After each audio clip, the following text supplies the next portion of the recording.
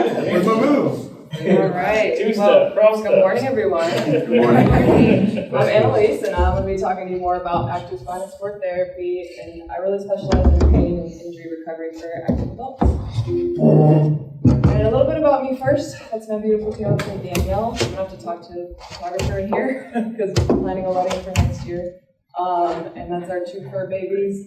Remy's the little dachshund, and then our black cat, Shinobi.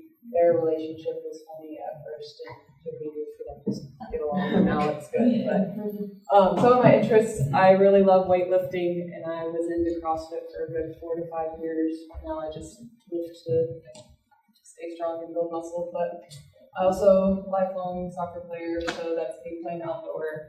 I don't play outdoor anymore because, as you can see, it's raining, and I did my time. I don't want to deal with that anymore, so I play indoor soccer. And I love a good coffee at any coffee shop, just trying new places. It's a lot of fun. So, more about my education. So, like I said, I've played soccer my whole life, and that got me into choosing Angelo State and got recruited there to play for those 4 years, and then also obtained my bachelor's of exercise science in 2019, and then pursued the physical therapy route during school, but I pivoted, and of course now I'm a chiropractor, and it really worked out. And I graduated from Parker University out in Dallas in 2023 with my doctorate of chiropractic, and obtained a few certifications after school. So ART is active release technique, I use that a lot today.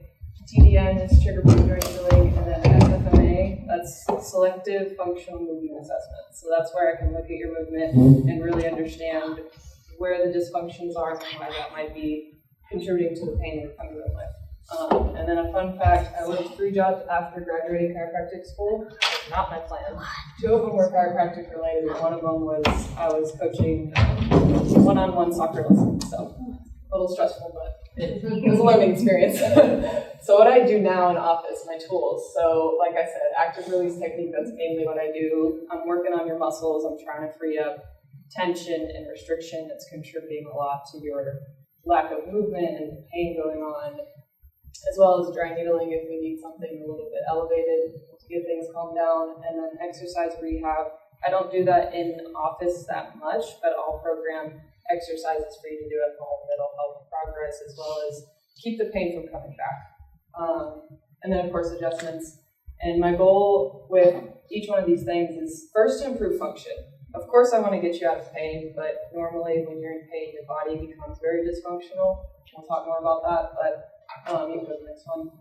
And so a lot of what I educate my patients on is called the pain cycle. So when if someone comes in to me with knee pain, the body's first response is always to protect. That's default. So it's going to do that by tightening up all the muscles around that area that's producing pain, and all that tension and built up stress in the muscles leads to more pain. And then your body's like, oh, I don't like that, we're going to tighten up more. So you get stuck in this cycle for days, months, years, and originally whatever got it irritated might have calmed down. It's just you're stuck in that protective response. So that's the cycle I'm trying to break with some of what we're doing, and then make movement feel safe again and more confident. So who I'm seeing, there's a lot of activities up there, but the main point is I'm not always seeing just athletes. You don't have to be super deep into activities. I'll see people who are having to sit and work for 8 hours sitting all day, and that's building up some stress. Or a lot of my people who they're hopping on a plane every week, traveling for work, so that builds up stress, of course. So all of these different areas are good referrals for me. I do enjoy working with runners or CrossFitters because I can really relate to them and their injuries they're going through. Next one. And so some of the conditions I'll see, when you think of a chiropractor, you normally think of 2 things: that I'm going to pop and crack you, and I only work on spinal alignment or back pain. And of course, I'll take care of your back pain, but a lot of what I see actually has to do with foot, ankle, knee, hip, shoulder. I can see other areas of the body when it comes to where you're having pain. And I'm a musculoskeletal doctor, so I look at things that if you're having pain from muscle, tendon, ligament, nerve, joint related pain, if that doesn't fall into that realm, we'll assess for that. And if I'm not the right provider for you, I'm going to refer you to someone else. But you go to the next one. And so how can someone book with me? So when you refer to me, you can let someone know that they're able to call the office and they'll get the front desk and they can ask all their questions. They'll get an honest layout and transparency around cost and what to expect in the first visit. And there's no pressure to book the appointment. You can honestly just figure out what to expect before coming in. Or they can go to the website, and on the main page, you can see a picture of my face, and you can click on it and just schedule yourself from there. So a little educational piece. How does injury occur? A lot of times I'll see people come in through the door for an injury or for pain when whatever demands they're placing on their body start to outweigh their body's capacity to handle it. So what I mean by that is, you know, this one.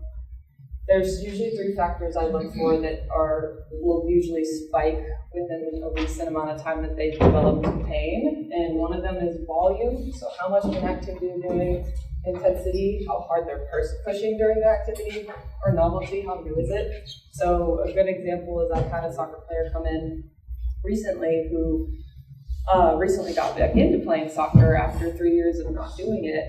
And he jumped in 5 times a week playing games, and is coming out with a swollen knee. So nothing actually happened during, but what I found from that history is, first, you're going from playing no games to 5 games a week after 3 years, so that's a big spike in volume and intensity. You're sprinting around, jumping, changing directions when you haven't been doing that. So those are 2 things out of there too. And right now that an activity is new for him in this moment. He might have played soccer in his lifetime, but it's been 3 years. So your body just needs some time to acclimate so you can go to the next one. So when it comes to preventing injury, you want to give your body gradual progression. So normally it's annoying, but you have to do less than you know you can, even if it's something you have done before. And your body, it will adapt to what you're asking of it. You just have to build that capacity first. Because oftentimes the line of too much, you can't see it, it's invisible until you cross it, and then your body's going to let you know later that day or the next day, and now you're calming things back down, and it's taking you away from the activity you want to be enjoying. So I have those conversations a lot with my people, and but that's it for me, and I would love to answer any questions if you guys have them.